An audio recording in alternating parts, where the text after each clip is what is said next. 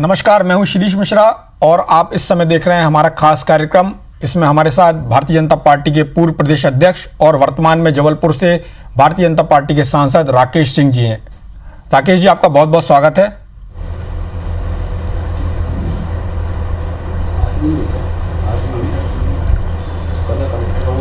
नमस्कार। राकेश जी, कोरोना में जबलपुर की स्थिति भी ज़्यादा अच्छी नहीं है। यदि कहा जाए कि मध्य प्रदेश में चौथे नंबर पर है और जिस तरह से जबलपुर में डेथ रेट भी बढ़ा हुआ है, हालांकि कम है बाकी जगह की तुलना में, और वहां पर संक्रमितों की संख्या भी बढ़ रही है। आप एक सक्रिय सांसद हैं, लगातार चौथी बार सांसद हैं और सब जगह आपकी सक्रियता देखी जाती है, गांव में भी, शहर में भी और लोगों से मेल मुलाकात में भी। किस तरह से आप इस समस्या को देख रहे हैं और जबलपुर में इसके समाधान की दिशा में आपका क्या प्रयास हो रहा है, व्यक्तिगत रूप से भी और सांसद के तौर पर भी?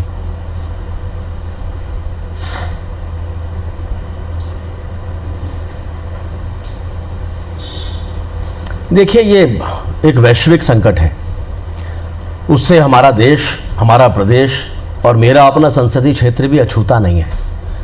लेकिन मैं ये मानता हूं कि हम सौभाग्यशाली हैं। देश में माननीय नरेंद्र मोदी जी जैसा नेतृत्व हमको मिला और जिसके कारण से देश के, दुनिया के बाकी विकसित देशों की तुलना में, फिर भी तुलना में हमें कम संकट झेलना पड़ा है। मैं इस बात से सहमत हूं कि केस बढ़ रहे हैं, संक्रमितों की संख्या बढ़ रही है, लेकिन ये स्वाभाविक है। जिस तरह का ये संक्रमण है, सरकार की और जो इंफ्रास्ट्रक्चर है इसकी अपनी एक सीमाएं हैं। उसकी तुलना में चुनौतियां कहीं ज़्यादा हैं और इसका एकमात्र सबसे बड़ा हल और उपाय यही है कि लोग अपने आप को सीमित करके रखें, कम से कम मिलना जुलना हो, और वो कोशिश जारी है। देश में नरेंद्र मोदी जी ने जब ये पहल की, पूरे देश की जनता ने उसको स्वीकार किया और आप देखिए जहां जहां पर भी इसका पालन ठीक तरह से हुआ है, वहां वहां ये संक्रमण कम फैला है। मेरे अपने संसदीय क्षेत्र जबलपुर में भी अभी 168 केस हैं। गिनती के हिसाब से हम देखें तो चौथे नंबर पर प्रदेश में हो सकते हैं, लेकिन ये संख्या कम ज़्यादा होती रहेगी। महत्वपूर्ण ये नहीं है, महत्वपूर्ण ये है कि इससे हम निपटते किस तरह से हैं, इसकी चुनौतियों का सामना हम किस तरह से करते हैं। और उसके लिए लगातार अपने संसदीय क्षेत्र जबलपुर में विभिन्न माध्यमों से, मैं कार्यकर्ताओं के माध्यम से भी, सोशल मीडिया के माध्यम से भी, आप जैसे मीडिया के मित्रों के माध्यम से भी लगातार जनता के संपर्क में बना हुआ हूँ। राकेश जी, प्रदेश में भी आपकी सरकार है और केंद्र में भी आपकी सरकार है। शुरुआती दौर में ऐसा लग रहा था कि जबलपुर में तेज़ी से फैलेगा ये कोरोना, उसके बाद कंट्रोल में आई स्थिति, ऐसा लगा कि जबलपुर से कोरोना चला गया। फिर अचानक से जबलपुर में कोरोना बढ़ने का क्या रीजन आपको समझ में आया, किस तरह? और जैसा कि लोगों से बात होती है वहाँ पर, तो साफ तौर पर समझ में आता है कि जैसा आपने बोला कि लोगों को घर में रहना है, लेकिन वहाँ पर देखने में आया है कि लोग घरों में नहीं हैं, एक सामान्य दिनों की तरह काम कर रहे हैं। जबलपुर के जो सब्जी बाज़ार हैं, जबलपुर के जो अनाज बाज़ार हैं, वहाँ पर लोग बड़ी तादाद में वहाँ भीड़ में निकल रहे हैं और लोगों को सोशल डिस्टेंसिंग जैसी चीज़ों से परहेज कर रहे हैं। इस दिशा में आपने क्या किया और क्या कर रहे हैं?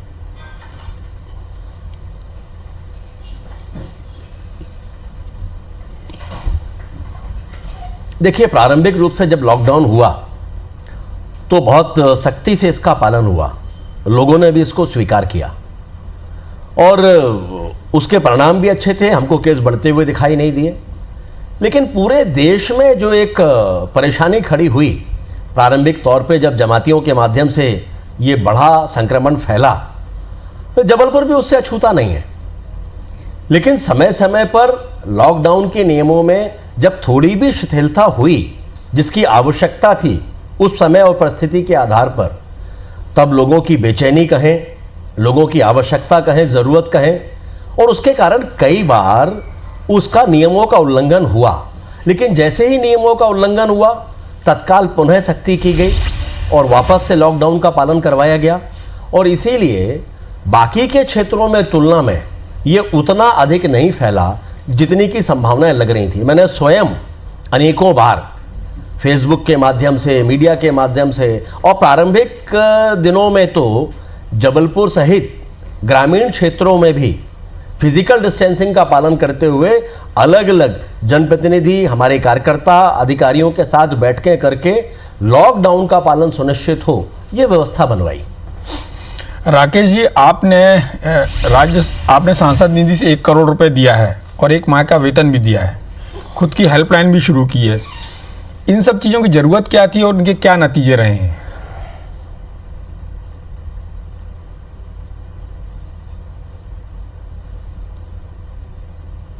देखिए शिरीष जी, एक जनप्रतिनिधि होने के नाते मैं ऐसा मानता हूं कि मेरी व्यक्तिगत जिम्मेदारी मेरे संसदीय क्षेत्र की जनता के प्रति है, जो लगातार मुझे आशीर्वाद दे रही है। और मैं ये भी मानता हूं कि हर जनप्रतिनिधि अपने क्षेत्र के लिए संवेदनशील होता ही है।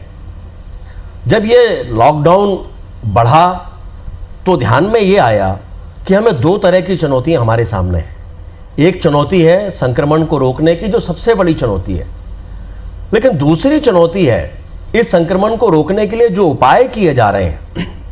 लॉकडाउन हो रहा है, बाकी लोगों को घर पे रहने के लिए कहा जा रहा है, उसके कारण जो दूसरी कठिनाइयां पैदा हो रही हैं, विशेष रूप से समाज का वो वर्ग बहुत बड़ी संख्या में जो रोज कमाता खाता है या जिसकी बहुत सीमित आय रही है, उनके सामने कठिनाइयां खड़ी होना शुरू हुई। तो फिर लगा कि कुछ करना चाहिए। 20 तारीख को पूरे देश में, जबलपुर में भी लॉकडाउन प्रारंभ हुआ। मैं उस समय दिल्ली में था और चूंकि देश के प्रधानमंत्री जी का आह्वान था कि जो जहां है वहीं रहे, तो स्वाभाविक रूप से मुझे उनके आदेश का पालन करना था और मैं दिल्ली में ही रुक गया। लेकिन 24 तारीख को ही मुझे लगा कि सरकारों के प्रति लोगों की अपेक्षाएं बहुत ज़्यादा हैं, लेकिन जनप्रतिनिधि होने के नाते मुझे भी अपनी जिम्मेदारी का निर्वहन करना चाहिए और इसीलिए मैंने तत्काल सांसद हेल्पलाइन के नाम से अपनी एक हेल्पलाइन प्रारंभ की और उसमें लोगों से आग्रह किया, आह्वान किया कि जिस तरह की कठिनाई का सामना आपको करना पड़ रहा हो, आप इस हेल्पलाइन पे अपना संदेश भेजिए, हम उसका निराकरण करेंगे। और उस दिन से ही इसका क्रम जो प्रारंभ हुआ, तो अलग अलग तरह की समस्याएं लोगों की थीं। जो देखने में आया, एक समस्या थी कि जिनको जो बहुत निर्धन गरीब लोग हैं, उनको तत्काल भोजन चाहिए, तो उनको पका पकाया भोजन मिलना चाहिए। एक वर्ग ऐसा था समाज के भीतर जो भोजन मांग नहीं सकता, जो शर्म और संकोच से ये कह नहीं सकता कि उसको भोजन की आवश्यकता है, उसको कच्चा राशन चाहिए। और ऐसे लोगों तक हमारी अपनी पहुंच हो, तो मैंने अपने कार्यकर्ताओं को ये तय कराया, ये कार्यकर्ताओं से कहा कि आप प्रत्येक संसदीय क्षेत्र में वार्ड स्तर तक नीचे जाइए, गली मोहल्ले तक जाइए, ऐसे लोगों की सूची बनाइए जिनके पास गरीबी रेखा का कार्ड नहीं है लेकिन उनको आवश्यकता है। ऐसे लोगों की सूची बनकर आई। वो लगभग 9,664 नाम निकलकर प्रारंभिक रूप से मेरे सामने आए। एक बड़ा वर्ग ऐसा था जो जिनके बच्चे, जिनके परिवार के लोग कहीं ना कहीं किसी न किसी रूप में फंसे हुए, तो उनको कैसे राहत मिल सकती है? लॉकडाउन के कारण आ तो नहीं सकते, लेकिन उन तक कैसे मदद हो सकती है? मजदूर हैं, छात्र हैं, छात्राएं हैं, लोगों के परिजन हैं जो इलाज के लिए या अन्य किसी कारण से गए हैं, तो उन तक मदद कैसे हो सकती है? वो होना चाहिए। एक वर्ग ऐसा था जिसको मेडिकल हेल्प चाहिए थी। कोई बीमार है, दवाइयाँ नहीं है, कोई बीमार है, उसको डॉक्टर की सुविधा चाहिए, अस्पताल की सुविधा चाहिए, वो सुविधा उनको चाहिए थी। इस तरह से अलग अलग ये सारी तैयारियां कराई और मुझे कहते हुए बहुत खुशी है कि देखिए, सरकार के स्तर पर तो बहुत प्रयास हुए, बहुत काम हुए, लेकिन स्वाभाविक रूप से सीधा निर्भरता शासन, प्रशासन और सरकार पर होती है। तो मैंने उससे हटकर प्रयास किया कि उससे हटकर हम कुछ करें।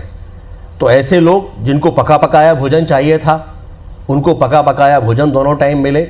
इसमें स्वयंसेवी हमारी जो संस्थाएं हैं उनका सहयोग लिया, सामाजिक संगठन है उनका सहयोग लिया, भारतीय जनता पार्टी के कार्यकर्ताओं का मैं ऋणी हूँ। सुबह 7 बजे से अपनी दिनचर्या वो प्रारंभ करते थे, उनका सहयोग लिया और ऐसे लोगों को पका पकाया भोजन उनके घर तक पहुँचे। 40,000 से ज़्यादा ऐसे भोजन के पैकेट लोगों तक पहुंचाने का काम हमारे कार्यकर्ताओं ने किया है। जिनकी मैंने बात की थी कि जिनको राशन चाहिए, जो मांग नहीं सकते, तो कम से कम 8 से 10 दिन का कच्चा राशन उनके पास पहुंचे।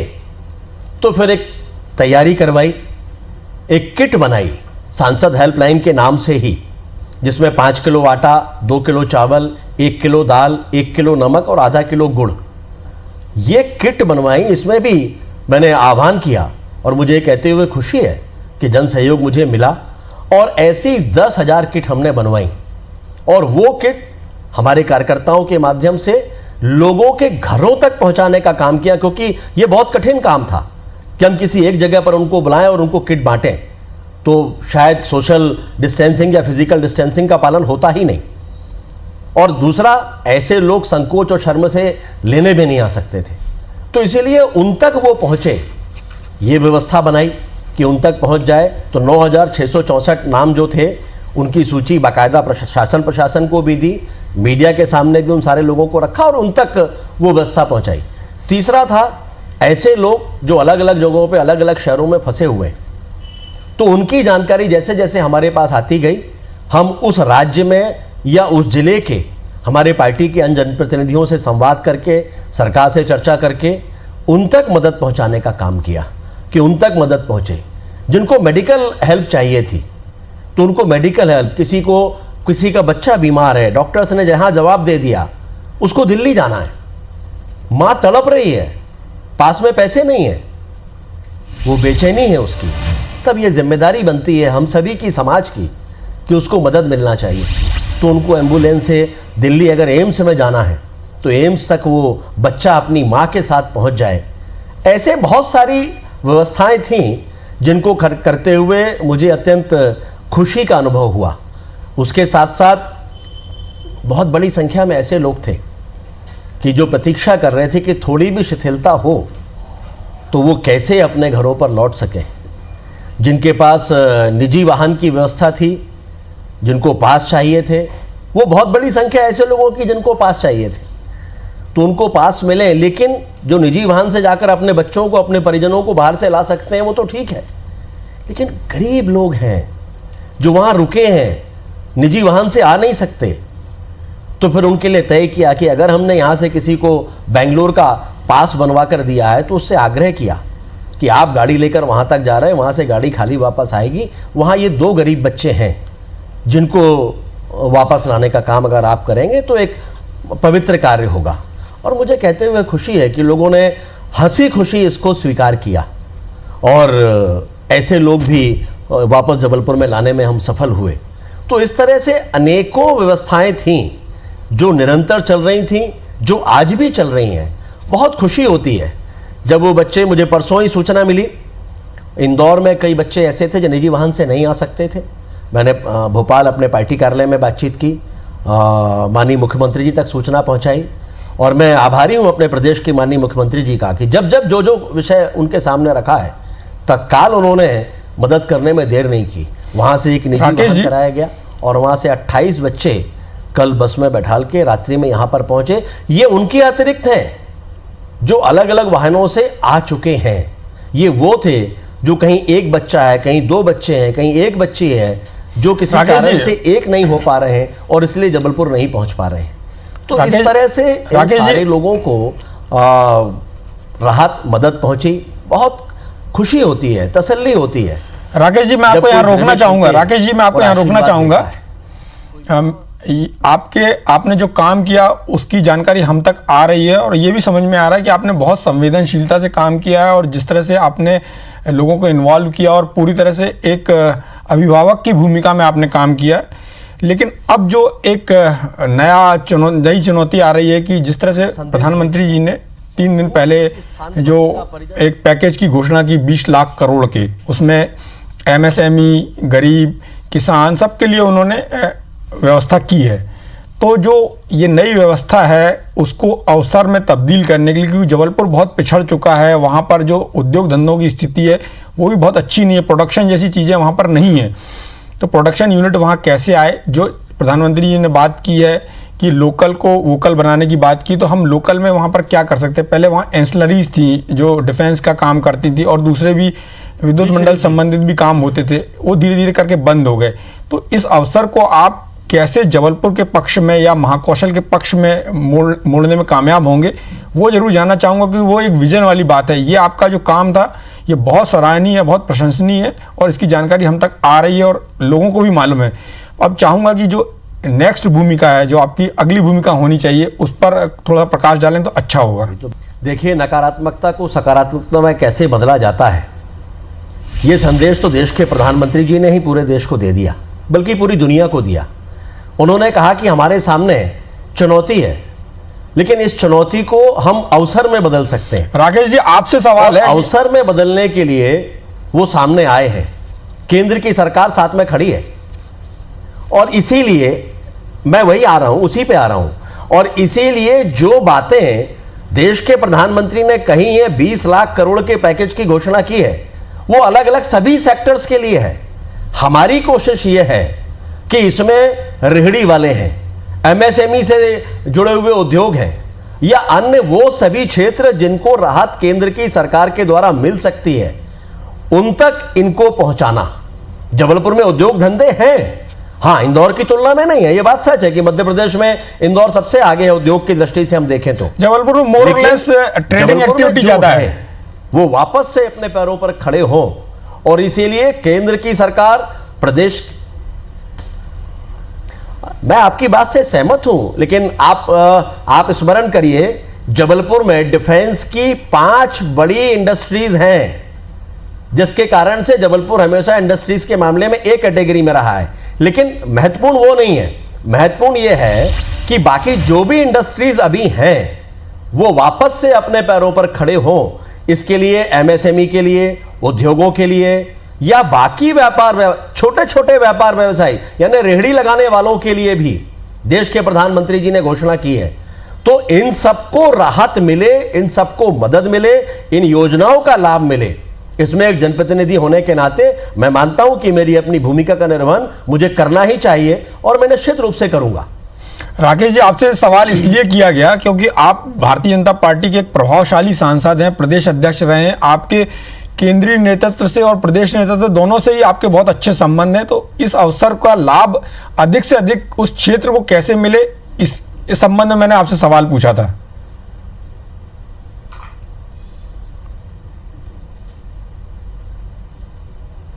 देखिए, आज की जो हमारी आवश्यकता है, सबसे बड़ी आवश्यकता है, आज हम किसी नए तरह के उद्योग धंधे की बात नहीं कर सकते, लेकिन जो उद्योग धंधे स्थापित थे वो वापस से रिवाइव हो, वापस से अपने पैरों पर खड़े हो।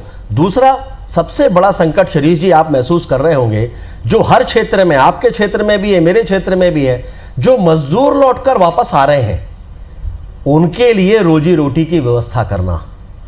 तो ये एक अपने आप में बहुत बड़ा काम है, हमारी प्राथमिकता है। आने वाले समय में जबलपुर प्रदेश और देश के नक्शे में महत्वपूर्ण रूप में दिखाई दे, वो हमारी कोशिश होगी। लेकिन आज अगर वो बात मैं कहूंगा तो पॉलिटिकल बात होगी, लेकिन आज की हमारी जरूरत है इन सब लोगों की चिंता करना जो आज मुश्किल में फंसे हुए हैं। और मुझे कहते हुए खुशी है कि अगर थोड़ा भी जिम्मेदारी के साथ काम किया जाए तो मैं मानता हूं कि जो नेतृत्व हमारे पास में है वो हमेशा मदद देने को तैयार है। मेरी सांसद हेल्पलाइन पे 24,668 संदेश आए हैं, 23,500 से ज़्यादा का निराकरण हम कर चुके हैं। और इसलिए आने वाले समय में भी ये जितनी चीज़ें आज दिखाई दे रही हैं, इनके लिए पूरी ताकत से अपने इन लोगों के बीच में मैं खड़ा रहूँगा। इनके सहयोग के लिए मध्य प्रदेश की सरकार हो या केंद्र की सरकार, इनसे जहाँ जो सहयोग की आवश्यकता होगी वो सहयोग हमें मिलेगा, जबलपुर के लोगों को भी मिलेगा। राकेश जी, एक सवाल जो प्रदेश की जनता के मन में भी है और हमारे मन में भी रहता है कि जो कोरोना की लड़ाई में मध्य प्रदेश पिछड़ा, उसके पीछे जो सरकार बनाने, सरकार बचाने की जो कवायद रही, उसके चलते ये सब हुआ है। क्या आप भी ऐसा मानते हैं?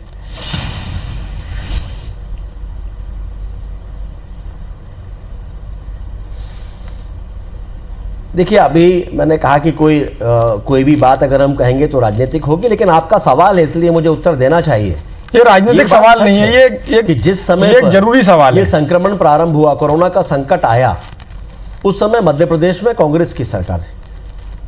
नहीं, मैं आपकी बात को काट नहीं रहा हूं, मैं वही कह रहा हूं कि अगर मैं अपनी तरफ से इसको कहूंगा तो राजनीतिक बात हो जाएगी। वो आपका सवाल है इसलिए मैं उत्तर दे रहा हूं कि जिस समय ये संकट आया उस समय पर मध्य प्रदेश में कांग्रेस की सरकार थी।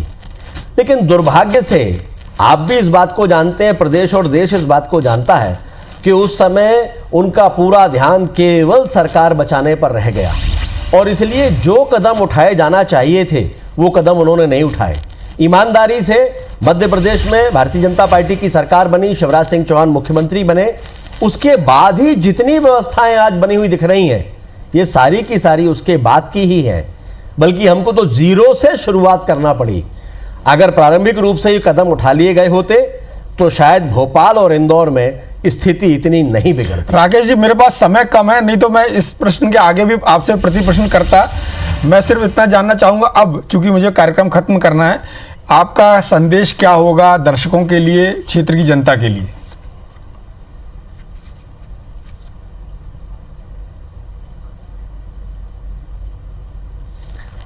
सबसे पहले तो मैं आपका आभार प्रकट करना चाहूँगा कि ये एक अवसर आपके चैनल के माध्यम से मिला है, लेकिन उसके साथ साथ मैं कहना चाहूँगा भारतीय जनता पार्टी के प्रदेश भर के कार्यकर्ताओं से, अपने संसदीय क्षेत्र की जनता से और जहाँ जहाँ भी इस प्रदेश में लोग देख रहे हैं उन सभी से कि देखिए, संकट का समय है, ये चुनौती का समय है, धैर्य आवश्यक है और हमारे लिए ज़रूरी है कि हम अपने लिए, अपने परिवार की सुरक्षा के लिए या समाज की सुरक्षा के लिए ना केवल जहाँ जहाँ लॉकडाउन चल रहा है वहाँ उसके नियमों का, मापदंडों का पालन करें, बल्कि जहाँ लॉकडाउन नहीं है, जो ग्रीन एरिया हैं, वहाँ पर भी फिजिकल डिस्टेंसिंग के साथ में हम अपनी भी सुरक्षा करें, दूसरों की भी सुरक्षा करें। हमारी कोशिश होना चाहिए कि इस बीच में ना कोई अफवाहों का वातावरण हो, ना ही किसी रूप में उसका हिस्सा हम बन पाएँ, ना ही किसी तरह का कोई भ्रम की स्थिति बन पाए, और कोशिश करें कितने सीमित साधनों में हमारी ज़रूरतें पूरी हो सकती हैं,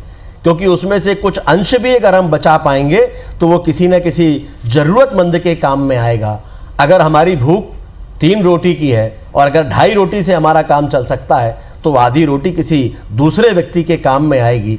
इस सोच के साथ काम करने की आवश्यकता, और उसके साथ साथ केंद्र में देश के प्रधानमंत्री जी ने जो एक बड़े पैकेज की घोषणा की है, जिसके कारण देश के लोगों के भीतर एक विश्वास का भाव जागृत हुआ है कि जो लोगों को लग रहा था कि आने वाले समय में क्या होगा, 20 लाख करोड़ रुपए का पैकेज अपने आप में एक बहुत बड़ी राशि होती है। पूरी दुनिया के सामने एक उदाहरण देश के प्रधानमंत्री ने रखा है। तो हमारी कोशिश होना चाहिए कि पूरे धैर्य के साथ हम इस पैकेज का उपयोग जरूरतमंद लोगों तक कैसे राकेश जी, आपने उसके लिए हमसे बात की, इसके लिए आपका बहुत बहुत धन्यवाद, चैनल को टाइम देने के लिए। नमस्कार।